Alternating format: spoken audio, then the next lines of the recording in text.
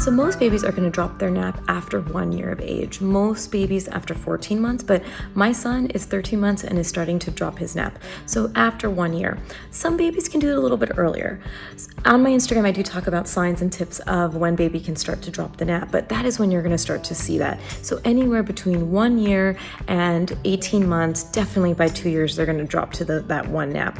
Some signs, just as a heads up on showing that they're ready to drop that nap: consistently refusing one of the two naps. So maybe the afternoon nap or the morning nap, you're putting them down. It's getting harder to put them down. They're waking up after 30 minutes, 45 minutes. Those are going to be signs. Sometimes a child who all of a sudden is waking up earlier when they haven't been, around the 12-month, 13-month plus mark, could be a sign that they're ready to start dropping to one nap, because maybe they're just getting too much sleep and that's why they're waking up early. There's so many different reasons, but after 1 year is when you're going to look out for that nap dropping. My motto for tantrums is empathize and redirect. So what you're doing is that you're meeting them and understanding that, hey, you're upset and I see that you're upset. So you're not dismissing the fact that they're upset, but then you can also redirect them to another activity. So an example would be, just say you had to take away a phone that they're not allowed to use, right? So you're going to take away the phone. You're not going to snatch it. You're just going to take it away. They'll start crying. You get down to their level and say, Ryan, I'm so sorry. I know that you're upset. I can see that you're upset, that you wanted that phone. It must be so frustrating when someone takes away something that you want.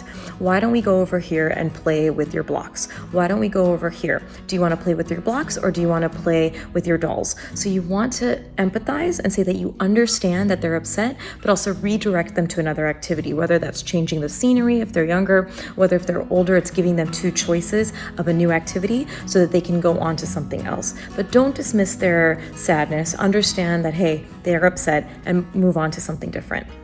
Yes, tantrums can start as early as 14 months, but hey, I can see it as early as 9 months sometimes. So it's a misnomer that, they call it the terrible twos, and that's when the tantrums are worse. I agree that it can be like that, but you are going to start to see tantrums a little bit earlier. I like to start talking about tantrums and tantrum management at the 1 year visit, because you can start to see it, yes, at 14 months. For some babies, it's going to be even earlier, but you are totally right on. Just because your child is young does not mean that they can have tantrums, and definitely check out my page for more tips on tantrums and my podcast as well.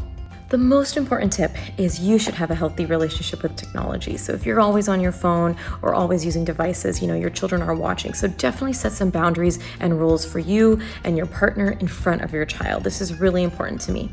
So that is going to be one of the biggest tips I have. Obviously, screen time, we do know that there are some detriments to using screen time too much, especially in our younger kids under 2. So you want to set some rules and boundaries. I really advise no screens with mealtime. I advise reducing your screens as much as possible under 2 years of age. The recommendation is actually limiting it to only video chatting. That would be great. I understand in a pandemic it's been really hard, but really set the boundaries, set the rules for yourself as well, for your partner as well, so you can set that example for your children.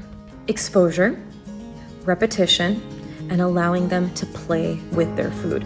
So that's why baby-led weaning is so popular, and that's why it can be really helpful for a good eater. But if you're not doing baby-led weaning, allow your child to get messy. Allow them to play with the food. Allow them to feel it, play with it, because likely they're going to smell it, likely they're going to look at it, and they're going to be less likely to be afraid of it.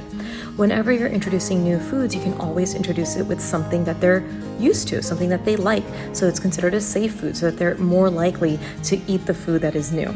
So I want you to just put it all together on a plate. You don't have to serve it in courses, little portions of everything all on a plate. They will look at it, they will touch it. The less reaction, the better. So if they start to fuss and you're like, oh, you don't want this? Let me go get you something else. They're going to understand that if I fuss, I'm going to get something from the kitchen. So I want you to calmly put the food. If they start throwing it, you say, hey, throwing means that you're done. Are you all done? If they keep throwing it, you calmly collect the food and you're done with the meal. Exposure, repetition.